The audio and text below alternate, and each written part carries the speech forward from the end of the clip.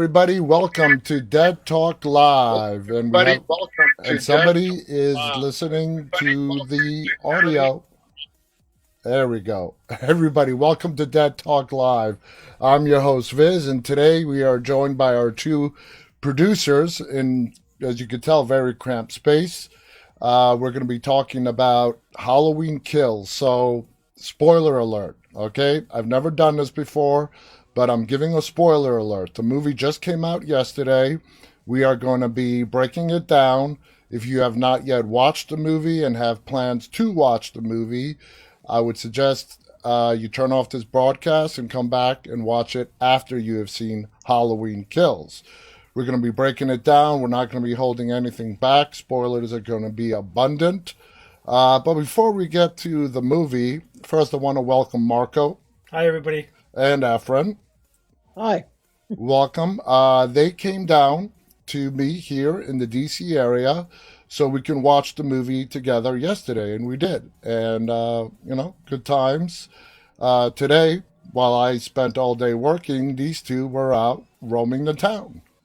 But I'm not bitter. Nah, nah. Captioning 25 episodes is just such an exciting, fun time. I had a blast. Anyway, we're back here now. And before we get to the movie, let's talk about, because this is the first time I actually went to a theater in 3 years. The last time I went to a theater was to see Halloween 2018, 3 years ago. And we pull up, and lo and behold, the parking lot is empty, pretty much empty. If you remove all the employee cars that are there, it was a ghost town. What did you think? Yeah, the same thing. It was surreal for a Friday night. Big movie opening Friday evening, middle of October, movie theater season time, and it was just it was sad. It was really really sad. It was heartbreaking because I remember we had made plans in the past with all of our friends and family to go to the movies and enjoy it, and the part of the exciting, you get there early, you hang out in the theater a little bit, you talk about the film, you get your popcorn, you sit down to the trailers. It felt good once we got to that, but there was just part of it that is forever going to be gone, and it was a pretty nostalgic. It was sad. Now, Efren, when we got into the theater itself, we were the first ones there, but there were a few people that did straggle in just before the movie started. You know? Yeah. And what I found insane is if you remember when we came in, no one even checked our tickets. Yeah, that's Anyone true. else I walked. There was this woman sitting on a chair, and I went and showed her our tickets, and she's like, "I don't work here." I'm like, "Oh," so we Waiting for just walk in, and they're like, "Yeah." So we went to the concession stand to get some drinks and popcorn and stuff, and apparently that's where they check tickets. So I'm not encouraging this, but anybody could have just walked in, gone straight to the auditorium, and watched the movie. Yeah. Movie theaters are operating on a skeleton crew, at least here for us in Northern Virginia. But I'm assuming it's not that different across the country. We were in New York last weekend for Comic Con, and we walked past the theater, AMC Theater, that was fully operational, but it was empty. Nobody was coming in or out. So I guess it's, the same thing all the way around. Now, to the movie, all right? Uh, Let me start off by saying this. If you're a fan of Michael Myers, which we all are, and you enjoy Michael Myers going out and bashing and smashing and killing and just going crazy, Halloween Kills is great. It definitely fulfills that part of the franchise without any question. Michael Myers is on a rage. He's angry. Uh, he's just, the kills are phenomenal. And I'm just going to go around and let's just talk about that aspect of Michael Myers, just the character, the psychopath, the killer himself, and get your guys' perspective on that. Yeah, I agree. He's just been He's been locked up for 40 years, and what I always say that Michael was always a creature of habit. He doesn't know anything outside of Haddonfield, outside of where he is. So it's like con- grabbing a feral animal and keeping it contained in a cage for a long time and then letting it out. It's going to go back to its natural habitat, and that's exactly what Michael did. He goes right back home. He's been home since the first movie because it picks up literally seconds after the first film ends. You mean 2018? Right, exactly. Let's reiterate that the 2018 version. It picks up right from where that movie ends, and it just is a thrill ride from that point on. He's angry. He's bitter. He's just out for kills, and if you're a horror fan, a gore fan, you're gonna love that aspect of it. Right from the moment when you see him, it just kind of starts. It's definitely over the top. Yeah. Well, I mean, what were your thoughts on the kill scenes, Efren? On the kill scenes themselves, Michael, the kill scenes, his rage. they were over the top. I mean, and my thing is continuity more than anything. And what I couldn't explain to myself was, it, in a way, many of the scenes take place right after basically the 2018 movie. Yeah. And so how do you go from I mean, he wasn't as quiet or as collective, say, as the original Shape in 2018. Yes, he was more brutal. Yes, he was, a lot more violent. But this time around, it's almost like just either on the same night or a few nights later, he just went bonkers. He just Yeah, and let's just start with the way the film begins. The first half, I mean, not the first half, but the first good 7 to 10 minutes of the film is a flashback to the original Halloween and Halloween night. Now, here's where it gets weird. In 1978, when the original came out, the movie ended when Loomis shoots Michael till he goes over the balcony and falls to the ground. Loomis goes and looks over the balcony, and Michael's gone, and the film ends. This movie picks up in a flashback 40 years prior, and Michael Myers, they don't show the whole him getting shot over the balcony. It's just him walking around Haddonfield as if nothing happened. He's not bleeding, no bullet holes. The police, all they seem to know is that Michael Myers is loose and 3 teenagers are dead. And there's a manhunt going on. The cops are looking for Michael Myers. No, that's where I'm like, and all three of us had the same question. They totally did not address the fact that Loomis shot him, that after Loomis shot him, throughout the entire original Halloween, he was after Laurie. He just got fascinated with her. We still don't know why. It's not his sister. You remember when the two police officers are walking in the street, they do mention that Loomis shot him, and he says Loomis emptied the entire gun on him. You're right. Okay. Yeah, I remember that. Now I remembered it. Yeah.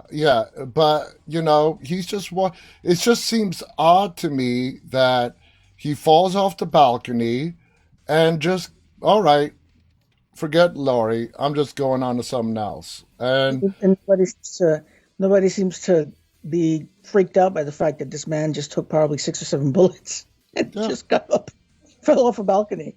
Exactly. He just got up. And where does he go? He goes home. He goes home. He goes back to the Myers house. So he goes back to the Myers house, and 2 cops basically go there. They search the house.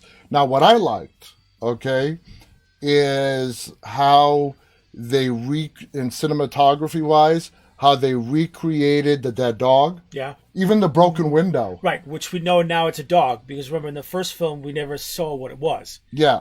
So now we know it was a dog. We always thought it was an animal, but not what it was. And in the 78 version, Loomis said Michael got hungry. Right. And the broken window. Did you notice the broken window? Yep. With the skylight hitting it. Yeah, and that was because I think it was a tree branch or something that hit it. Yeah. So the cops go into Judith Myers's room, which is the sister that Michael killed as a 6-year-old boy, and they did a great job in Yeah. recreating how, when Loomis was there in 78, when he was there with Brackett and the window broke, these two cops are there, and lo and behold, Michael jumps out and attacks one of the cops. He attacks him. He has him pretty much. One cop is being held in a stranglehold with Michael behind him. Another cop is in front of him who has to drop on him with a gun, but Michael is using the other cop as a body shield. So that cop is what's the character? Frank Hawkins. Frank Hawkins. Okay, he was in Halloween 2018. He did not die, even though we saw that lunatic doctor of Michael's attempt to kill him when he ran Michael over with his car in Halloween 2018. He's not dead. He is actually discovered by Andy's. Cameron Elam. Yeah. Cameron Elam, yeah. She's discovered by her boyfriend, and he saves him, calls the cops, and he's not dead. He is not dead in this movie. He's very much alive. But that flashback to 1978, he was the other cop that had to drop on Michael, while his partner was being strangled from behind. Now, Efren, what do you think about how the events played out after that? Share what happened after that. Well, just the way I mean, I that part of the movie I actually didn't mind so much. Um, I really liked the way they played off the original events. I love the way they CGI Donald Pleasance into that one scene. Oh my God, that was amazing. We have to spend a second talking about that. They CGI Dr. Loomis, Donald Pleasance, and the CGI work was just absolutely phenomenal. It caught you off guard. You were like, when Donald Pleasance shows up in that scene, even the hairs on my Yeah, arms stood. It's like, what's he doing there? yeah, it totally took us all off guard. We were not expecting that. So here's this cop. He has a drop on Michael, who's using his partner as a body shield. The guy that's in the chokehold with Michael behind him, he's literally about to die of strangulation. He has maybe 2 or 3 seconds left. So When you what do think you of do with the guy? what's Would you go on? mercy killing, when you think about it, It was a it, mercy killing because, it lives with so much guilt on him, when in actuality it was a mercy killing. yeah, that other cop, had to shoot, or his partner was dead anyways. Yeah. Michael, he had like 3 seconds of life left. He shoots, but he gets his partner in the neck. But you also wonder what it was he saw. He was looking out that window and he saw something. That's the whole theme of this movie. Right. Okay, why don't you expand on that? Well, like I always said before, going back to other film franchises, we find a way of how the mass murderer has a backstory. So I think what the filmmakers in this new particular reboot is doing is that they're trying to give Michael a reason for his insanity. And like I think I said before, and I do believe, is that the house is the root of where Michael gets his evil from. And that's why he's obsessed with that house and he's obsessed with that room. I believe, and again I might be wrong, it's my opinion, that something is in Michael's mind whispering in his ear that's driving him to do what he's doing. And I think what will happen is eventually we'll see that when the franchise ends in the next movie a year from now. And then as we go further on, we'll tell you more as how the film goes to its end and so forth. But I do believe that Michael's drawn to that house, that entity. And we know from other film franchises how the homes have, like in the Amityville and the Conjuring, and even the Texas Chainsaw Massacre, that home is part of the cast. It's another character that we still have to wait and see who they are. Now, the home in this version is been redone. It's occupied. It's not abandoned. It's not a rundown, crack house. It's occupied by 2 men, and what they attempted to do in this movie was, like Marco just said, give us, at least to start, to give us a reason as to why Michael is doing what he's doing. Uh, Even Laurie Strode, played by Jamie Lee Curtis, is convinced that Michael's after her. It almost, and the writers I think took it a little bit too far with Laurie Strode, because it's like somebody who has this ego. Oh, Michael's after me. He's coming to this hospital. No, Laurie, he's not after you. He just latched on to you in the 1978 version because he saw you come up and drop off the keys to that house because your dad was a realtor. And your dad asked you to drop the keys off because he was showing the Myers house. Michael saw her through the window. We know that from the 1978 original. But Laurie, and she's convinced herself and the people around her that Michael is after her. And for the last 40 years, she has lived her life thinking that Michael is obsessed with her. But from what we learned from Halloween 2018, Michael never even gave her a second thought after he got institutionalized. Let's go back to the Halloween 2018 version when his doctor, who was a nutbag himself, brought Laurie to the house and he hears Laurie's voice. That's when Michael's like, whoa, I remember that voice. He wasn't going to go looking for her. He didn't care about her. And in this movie, it was Laurie Strode's granddaughter. And I got to say, before we go any further, the performances by the entire cast were amazing. Jamie Lee Curtis, Andy Matichak, Judy Greer, and they were all phenomenal. One thing out for the other. They swapped. It's almost like a retelling. It's a different retelling of it, but it's a retelling of Halloween 6 when you think about it. They swapped Thorn for the house. Yeah. Yeah. Yeah, they swapped the whole thing they built up in Halloween 6 about Michael becoming this being while institutionalized and the whole tattoo on his wrist. They swapped that in this version with the root of what makes Michael tick lies in the house. But you would think having this movie be the lead up to the finale that's coming out next year, we would have gotten a little bit more information.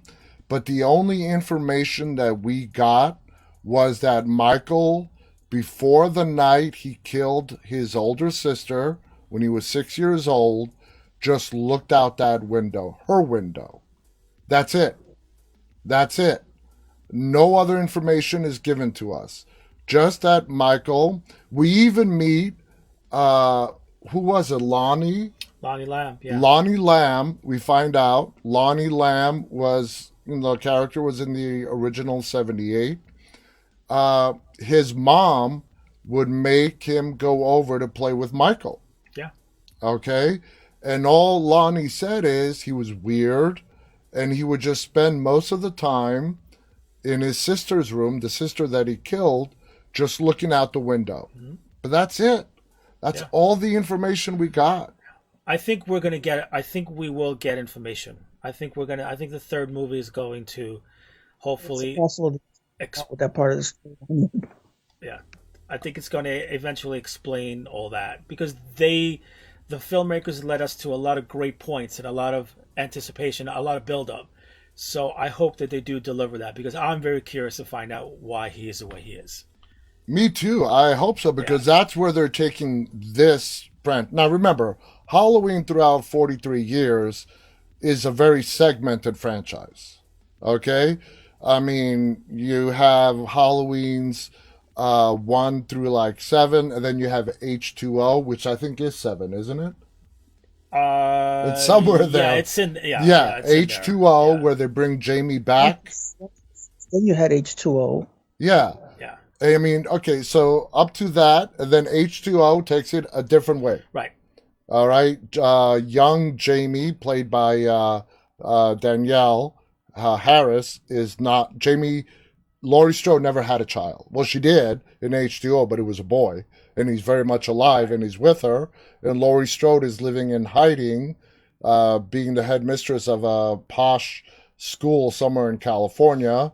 And Michael finds her and drives cross country. So that's H2O.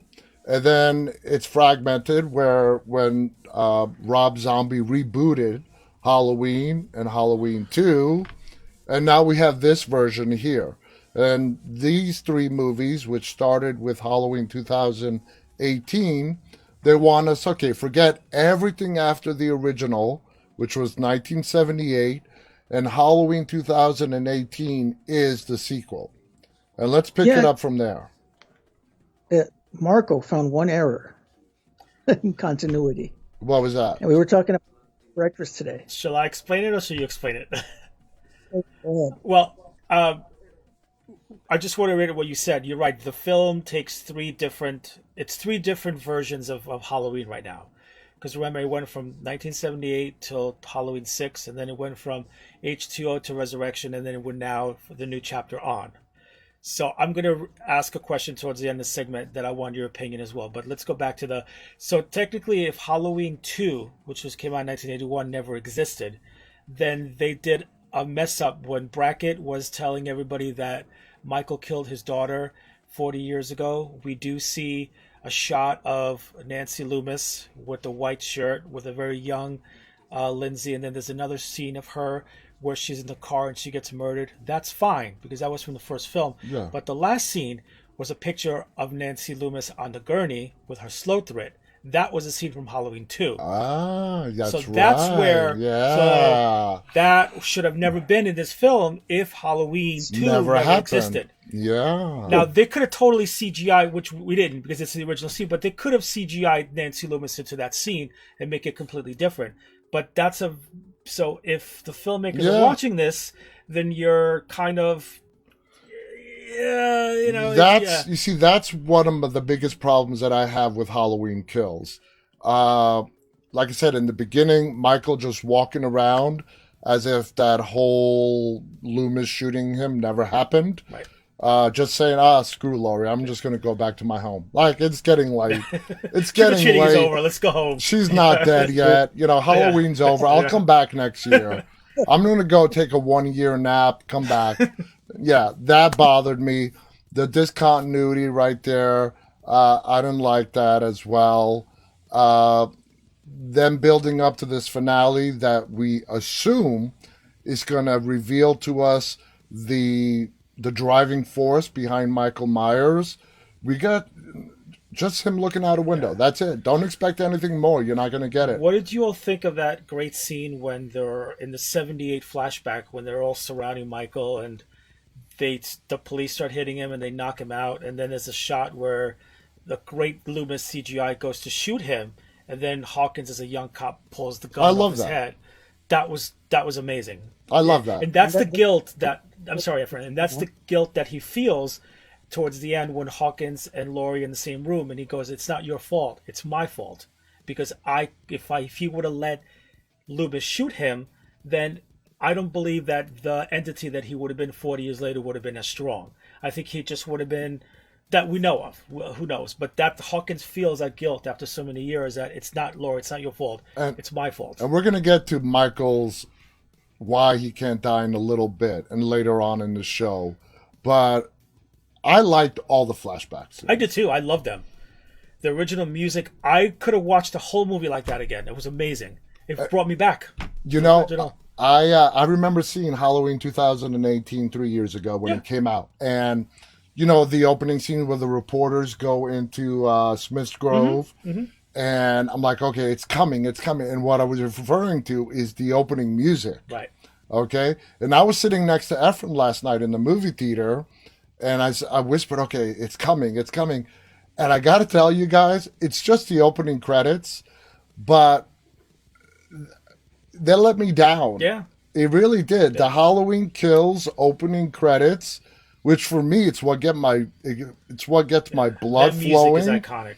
The Halloween 2018 with the deflated pumpkin, and that really the theme with sort of like the rock core and the pumpkin inflating. That was awesome.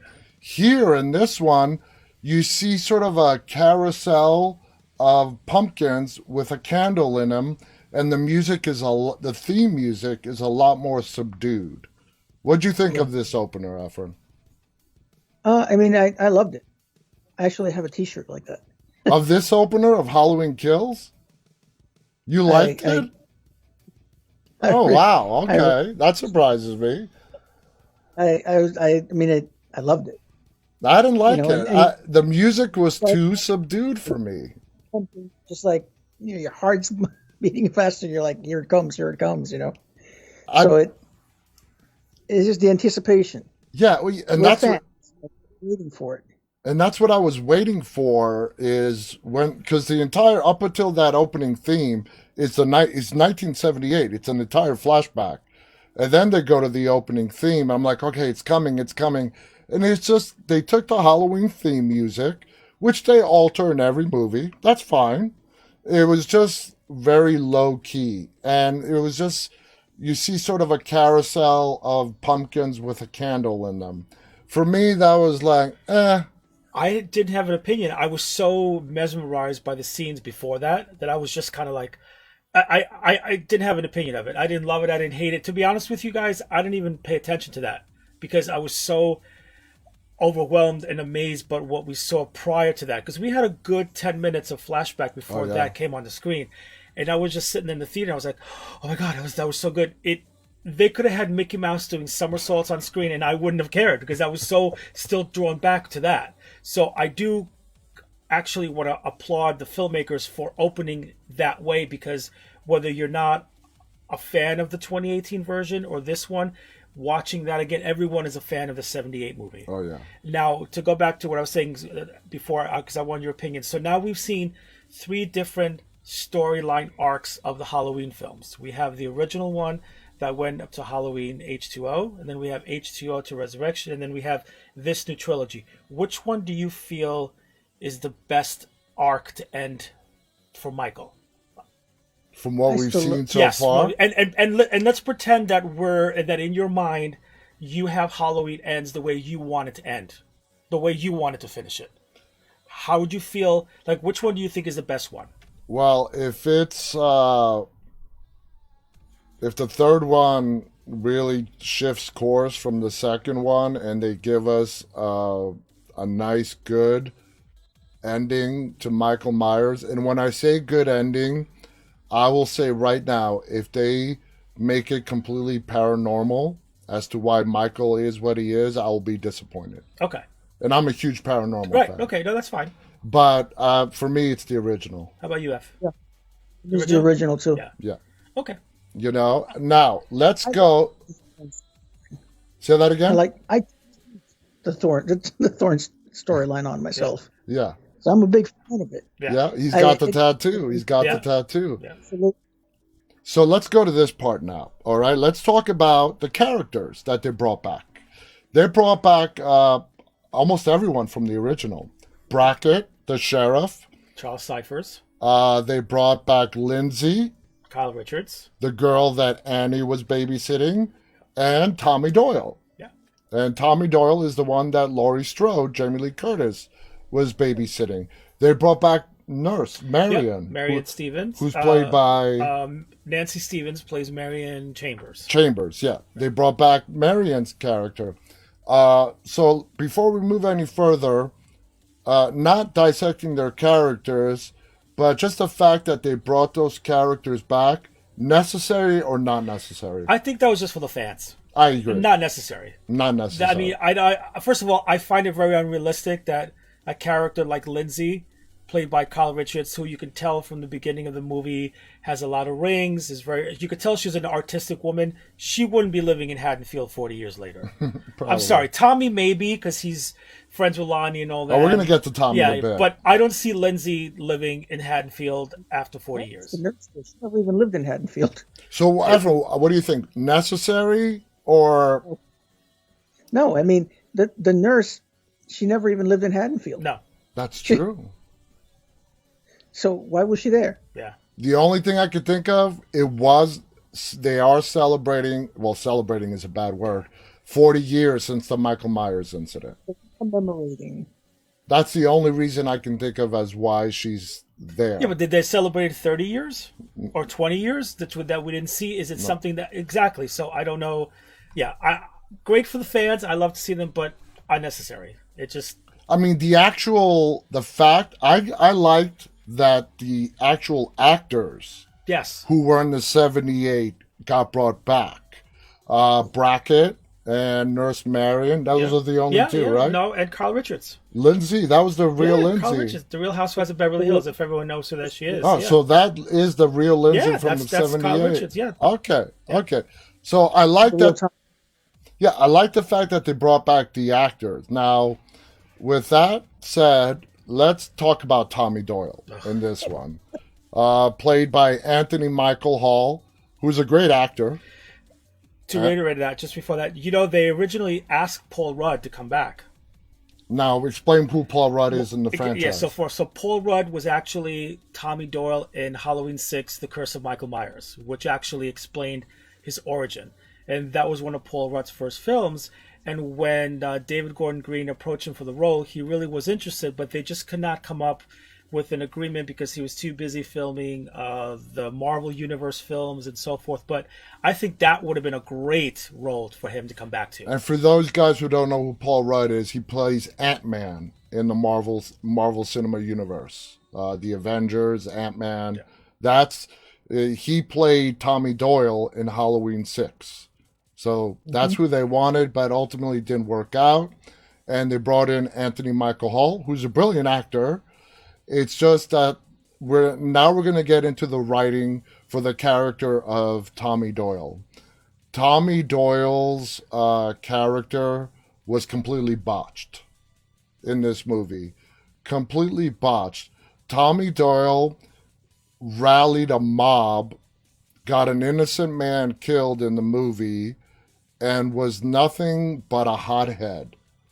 And he was full of corny one-liners in the movie. He goes up to Laurie while she's laying in a hospital bed, and he tells her, Laurie, you protected me 40 years ago. Tonight, I'm going to protect you. Very corny, very cheesy. Just the character of Tommy Yeah, Doyle. I just What did you think?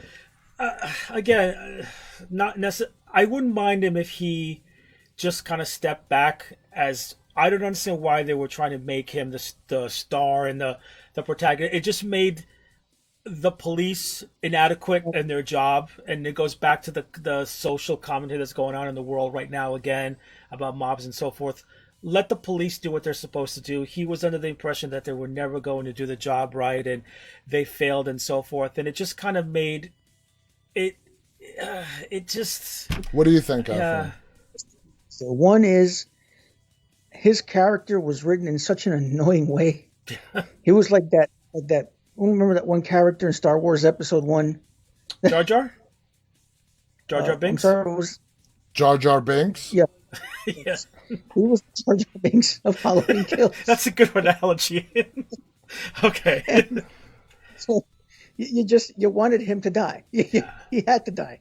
I was actually, you know that scene where they come out of the bar? I was hoping he would die.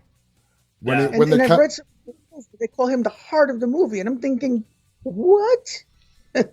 It's No. impossible. Michael's the heart of the movie. That's no. the first thing. Yeah. And then there's the social commentary part of it, which,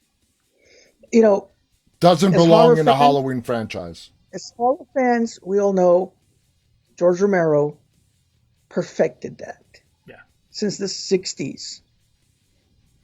And even when you think of recent movies that have pulled off a social commentary, like No One Gets Out Alive, they did it really well. Yeah.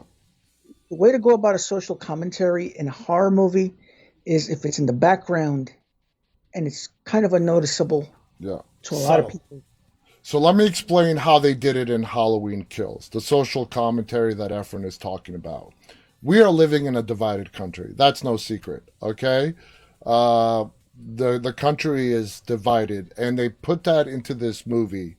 And it played out when Tommy Doyle got pretty much the whole town riled up with this very stupid, cheesy line, "Evil dies tonight." And everybody was chanting, "Evil dies tonight! Evil dies tonight!" It became annoying. And if you guys remember from Halloween 2018, a lot of the inmates escaped from that bus. But there was one inmate that had not been caught yet and was still on the loose. It was the guy in Mr. 2018 Tivoli, the one with the umbrella. with the umbrella in the beginning when the journalist in 2018 tried to approach Michael. He's still alive, and they bring him back for this one.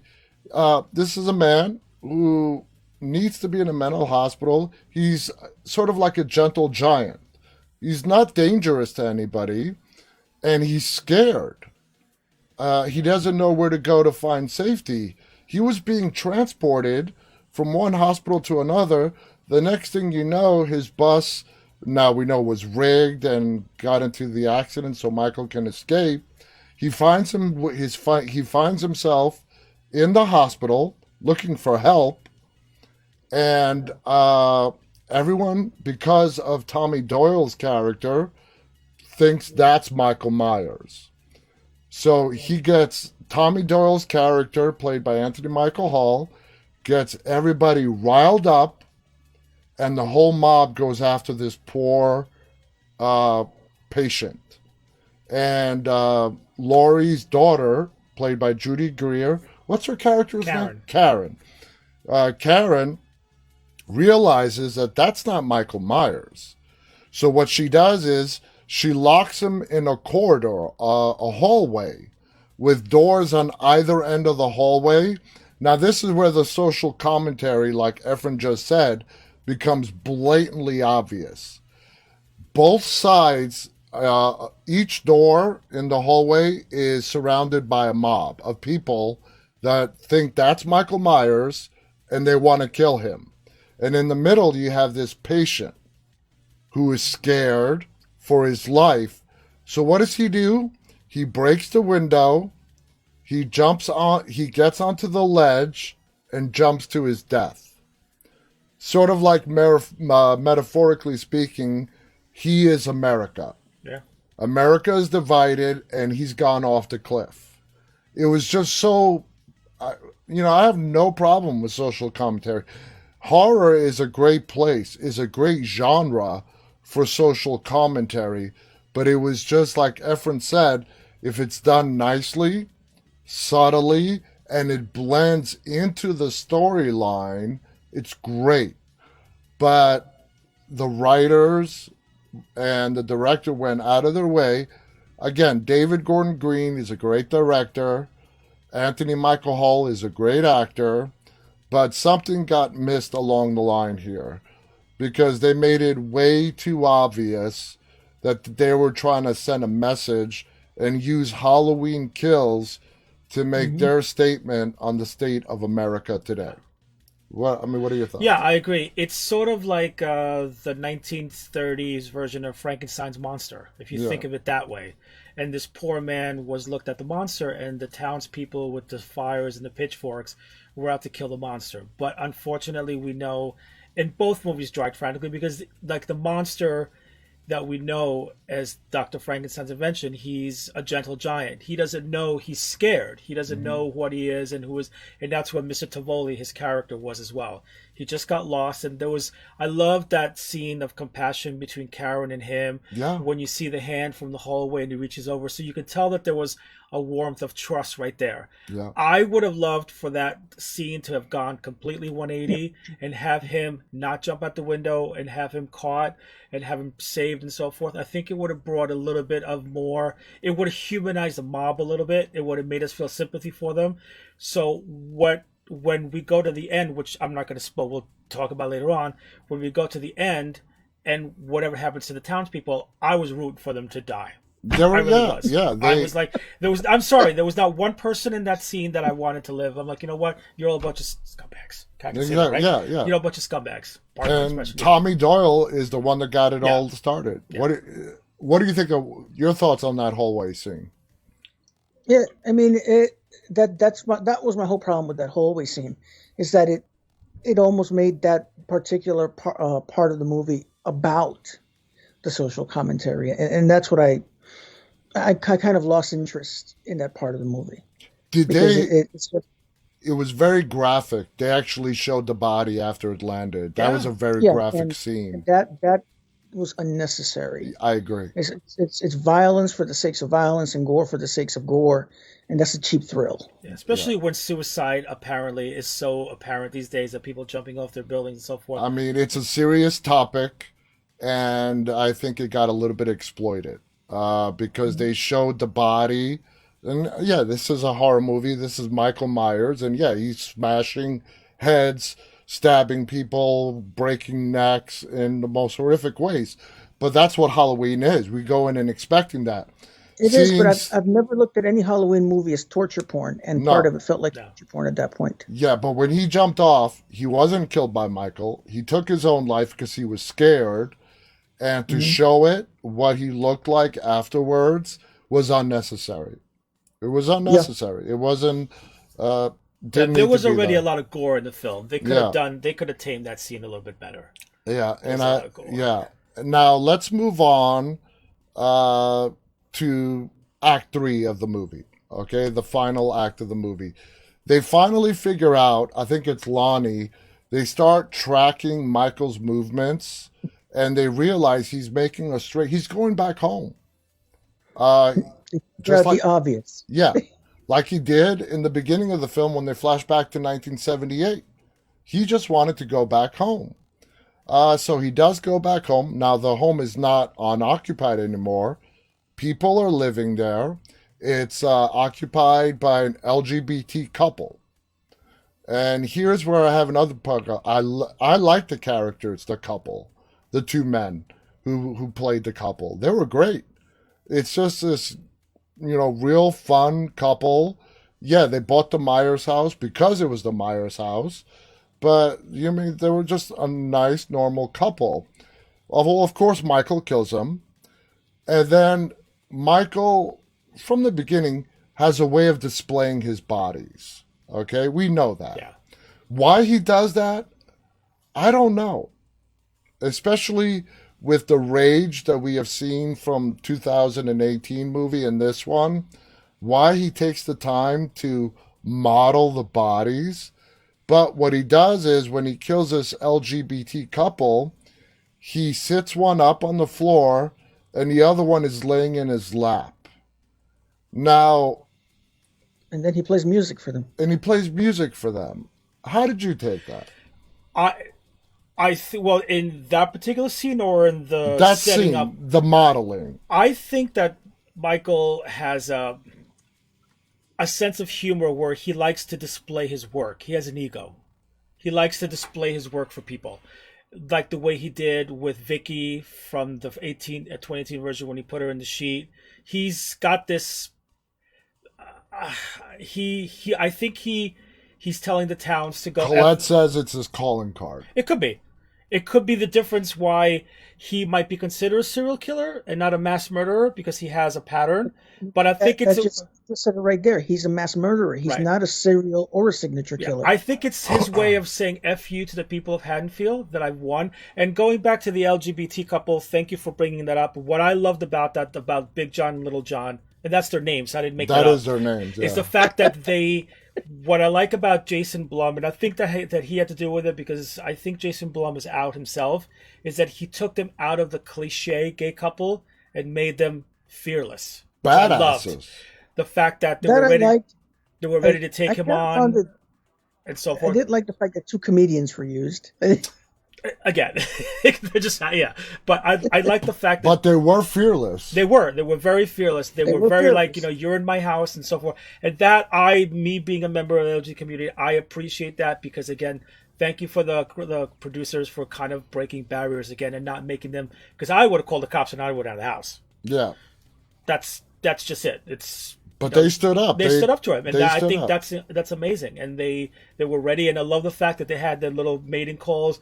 Big John, Little John, they knew that where they were in the house. I thought that was very well done to kind of know that you're around. And then that moment when you don't hear Little John, you're like, okay, we know that something's wrong. But there was a really cool scene because I think that couple knew of who Michael was Oh because yeah. when They did. he's in the bedroom and he They turns did. around. But I thought for a minute that Big John knew Michael because the No. way he spoke his name, it's like me saying, "Hey, Efren, That how are wasn't you?" Big John. That was Little Little John. John, I'm sorry. Yeah, like I kind of felt like they knew each other. So I'm like, okay, does this person know each Well, other? you know what it is? It's just that first of all, they bought the Myers Yeah, they house. know exactly who they were getting. They know involved with. exactly Yeah, who. I mean, yeah. they're like. If you guys saw the finale of American Horror Stories with the whole murder house and the couple Yeah. in the beginning, that oh my God, we're in the murder house until it becomes real. Really, yeah. When it becomes real, Exactly. stuff changes. It's not so fun Only at anymore. that point they were already dead. So let's moving along. Michael Myers kills them.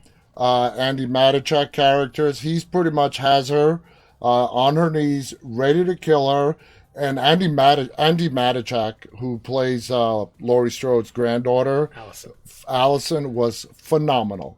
So, but she's a brilliant actor. If you guys have seen her in other stuff like Son, she is a lead actress. She can carry a movie without any question. Anyway, she's on her knees.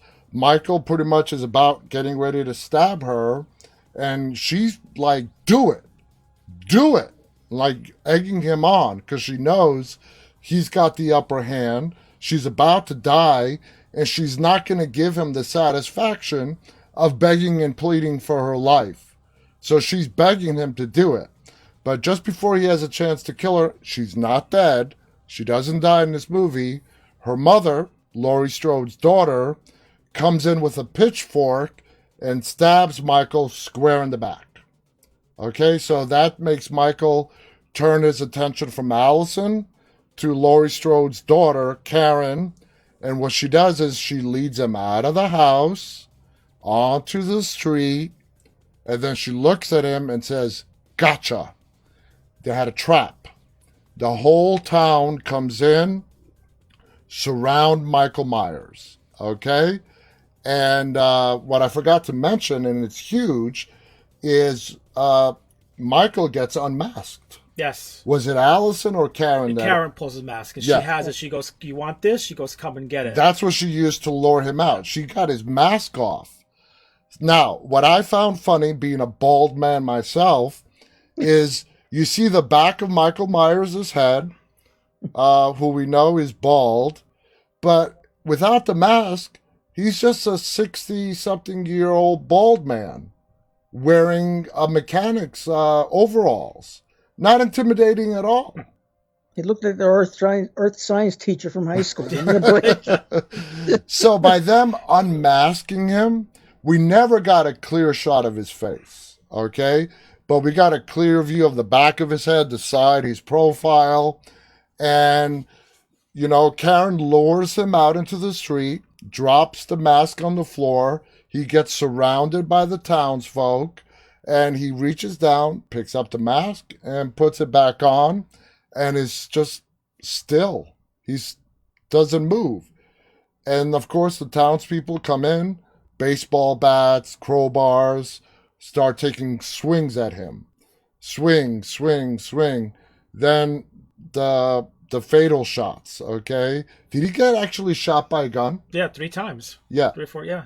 What death blows do you remember? It was the knife at the end that Karen put Well, in we're the- going to get to that yeah. because there were a bunch of blows. Yeah, there was. What blows do you remember, Ephraim, that will be considered fatal? Well, just the bullet shots, obviously.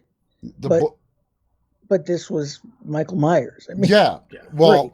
what they people thought, watched a horror movie in their lives.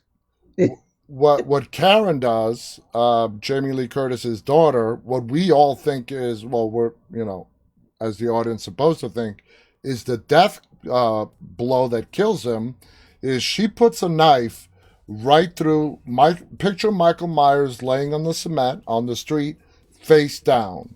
What she does is take his knife and literally puts it down the base of his skull through his neck. Essentially, if it was a regular person, she severed his spine from the neck down. Mm-hmm. Okay? Severed it. I mean, it was just boom, right then and there. And they're all shouting, "I got him. He's dead. We Evil is got dead. him." And that was the second time in the movie we heard that. We heard it in the beginning when Laurie Strode and daughter and granddaughter went to the hospital. They thought he burned in that fire. We got him. We got him. No, you didn't. Okay, he came back then, and guess what? With the knife in the spine, just below his skull, he's not dead. The dude gets up and he starts slaughtering people. I mean, he starts slaughtering the town one, two at a time. Now, we all know about the suspension of disbelief in movies. That's what makes movies so fun. But for me, there is a limit on the suspension of disbelief. Now, for Efren, did they surpass your limit when it comes to Michael Myers and the suspension of disbelief that nothing will kill him? They actually did it with the fireman. That he survived that fire? No, that he went through that many firemen. Yeah, he took out a whole ladder company. I mean, it wasn't just that. If you remember, one of them puts one of those fire hoses right up against him. That thing would have blown him 2 blocks away. Yeah, yeah. And it's funny, like I said, me and Efren were sitting next to each other. And as he was laying supposedly dead on the ground and she drops the knife, we're like, why does she drop the knife? I was telling Efren I would cut the head off, send it to Australia. One leg goes to South America, the other one to Europe. You dismember him. You don't stop. I wouldn't even burn him because I would think the dude would somehow pull himself Yeah, back from you the don't burn ashes. him. You dismember him. Maybe you'll burn to pieces. But you Yeah. don't. I mean, put each part in a different continent and seal it up with cement. But he gets up. Yeah, I He love gets that up. scene Consider when ourselves. you see his hand kind of moving towards the knife, Yeah. and then it just kind of, and then the next set of scenes are just like a ninja movie. Like picture Kill Bill when the bride is massacring Oren's army. Yeah. Just cuts and knives and stabs, and again they do kill Sheriff Brackett. He does kill Tommy eventually. He does get, though we assume he killed him. He gets a knife through his stomach, but that's where I. Oh, I said hope ear- they don't bring back. I Yeah, mean, I oh, God. that's what, like I said up earlier, that those people were part of the mob. I was happy that they were gone. If I hear that Tommy Doyle is coming back in the third one, that's a strike already before I even see the I know. movie. I really would think twice about even watching it. Yeah, if they bring back the cat, if he's not dead, I would be like, oh my God. Oh my God. So Michael's alive. I just take that scene of him butchering the town. I thought that was phenomenal. that was great. That was absolutely, that was David Gordon Green at his best and what he does to give you the shock factor, the value. It again, that particular scene, I was rooting for him But you because know what? I knew what the lynch mob did earlier. That's what I'm saying. After the unmasking, for me, it was watching Mr. Wise. But do you think that mask? Because if you Science notice, teacher slaughtering a crowd. yeah. And I just can't see it anymore. But Efren, notice something else. When he took the mask off, when Karen took his mask off and he was vulnerable, you could tell that he was vulnerable. That mask gave him, it just provided him like the confidence and the strength that he needs to be who he is. Look what Colette just said, just what you think as well. He has to die in the house. Yeah, see? That's what Marco said, Colette. The only way to kill Michael, because we're running out of options here, is he has to die in that house. Right. And I have no other better explanation. And that we'll talk about that if we have time. We're almost out of time. Well, so going back to finishing after that, we do see him, the scene, and then there's kind of like a quiet scene where Karen and the police are outside. I think it's the Myers house, Yeah, it is. and they're talking, and they think it's over. And then there's I forgot already, but there's a shot where he's looking inside his bedroom, and Karen's in the house. Yeah. And Michael comes behind him, and again, a spoiler, he does end up butchering Karen to death. Yeah, So she yeah. does die in this movie that we know of. Supposedly. And then now now he really is the boogeyman. He yeah, can just and now hear and he's see. and the movie ends with the theme song and him looking out the window like the way he did as a child years ago. So obviously we're going to see the conclusion of that in the next chapter. And I want to mention, okay, Halloween Kills pays tribute to the original Halloween, obviously. Halloween 2, and a lot of people are going to miss the tribute to Halloween 2. I'm going to tell it to you. I think Efren might have missed it too. And Halloween 3, which is not a Michael Myers movie. No. Halloween 3. But that's actually my favorite scene is when they pay tribute to Season of the Witch. Yeah, okay. They use the 3 masks used in Season of the Witch. For anybody that's seen Halloween 3, they use them in Halloween Also Kills. in the first one too, in Yeah, 2018. yeah. The witch, the pumpkin head, And the skeleton. and the skeleton. They use those 3 masks in this movie. Very obviously, it's prominent. It's cool. Yeah. Now, the Halloween 2 reference, that's literally a split second on the screen that I caught. I don't know if you guys caught it. When they're outside of Haddonfield Memorial Hospital, the paramedic, they show his back, his uniform. It's the same logo, Efren, from the original Halloween 2 logo of the hospital. Okay. Yeah, it's a split second. Yeah, it's Yeah. HMH. Yeah, it was the same logo, everything, and it's a split second. So that was a tribute to Halloween 2, Halloween 1, that's obvious, and Halloween 3, the masks. It's cool that they pay tribute to the first 3 movies. I think it's cool that they acknowledge Season of the There's a Witch. to Halloween 4 too, you know. Yeah.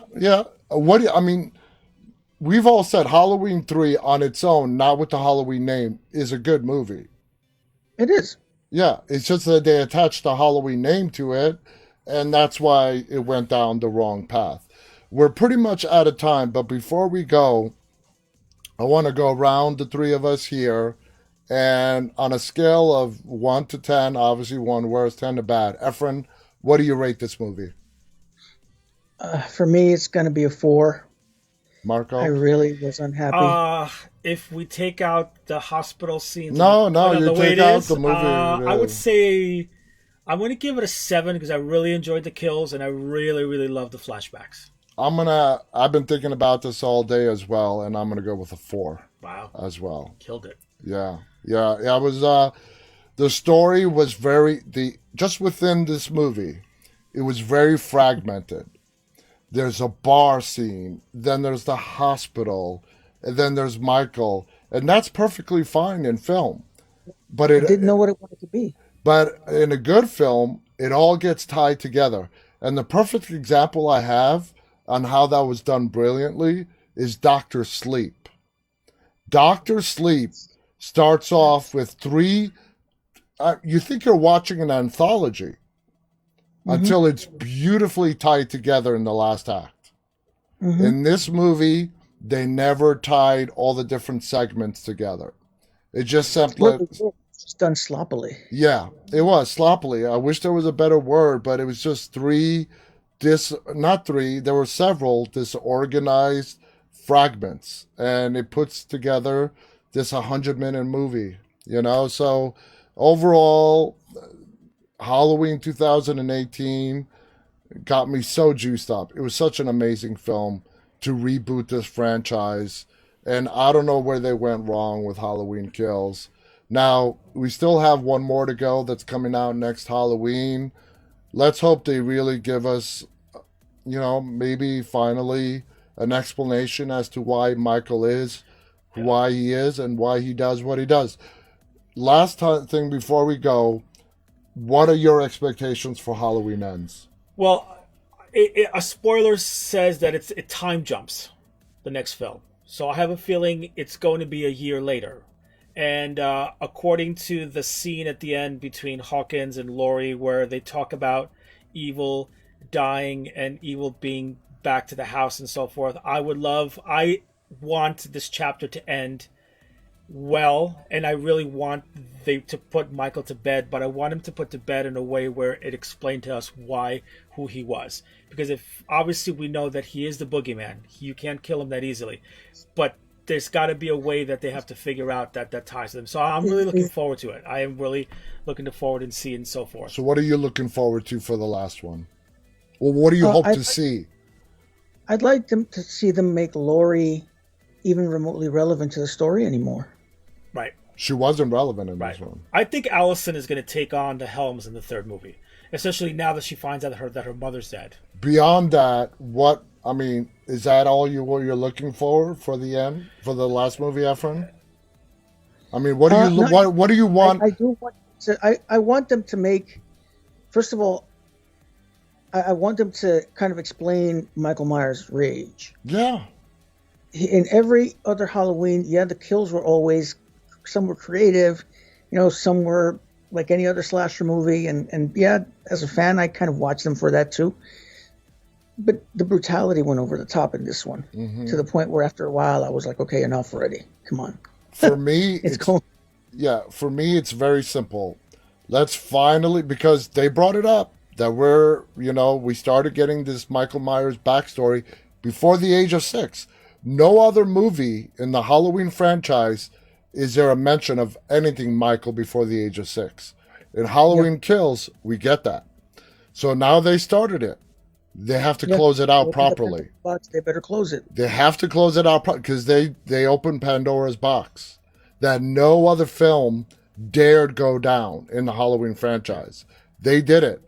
Now, let's hope they close it out well.